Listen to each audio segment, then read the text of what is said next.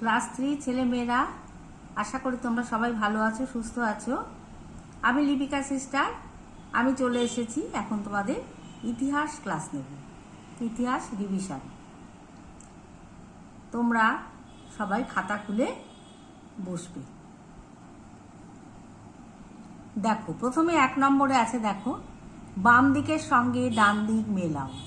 বাম দিক, ডান দিক। বাম দিকে কি আছে দেখো, দুধ খেলে, তারপরে আছে প্রথম গৃহপালিত পশু, তারপর দুধ খুব, তারপরে আছে গরু। এদিকে আছে, এদিকে সব ভুলভাল দেওয়া আছে। মিষ্টি ও সুস্বাদু, গৃহপালিত পশু, কুকুর, পেট ভরে যায়। তাহলে কিভাবে তোমরা মিলিয়ে লিখবে দেখো, দুধ খেলে পেট ভরে যায়। প্রথম গৃহপালিত পশু কুকুর, দুধ খুব মিষ্টি ও সুস্বাদু, গরু গৃহপালিত পশু। ঠিক আছে, বাড়িতে এগুলো তোমরা প্র্যাকটিস করবে। তারপরে 2 নম্বরে চলে যাই। দেখো, 2 নম্বরে সঠিক উত্তরে রাইট চিহ্ন দাও। 2 এর ক, মানুষের প্রথম গৃহপালিত পশু ছিল কুকুর, ঘোড়া। খ, গরুর দুধ খুব মিষ্টি টক। গ, মানুষ বন্য সামাজিক জীব।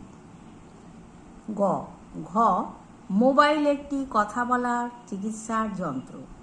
তাহলে তোমরা কিভাবে করবে দেখো, প্রথমে দেখো ক, যেটা ঠিক তার মাথায় রাইট চিহ্ন দেবে।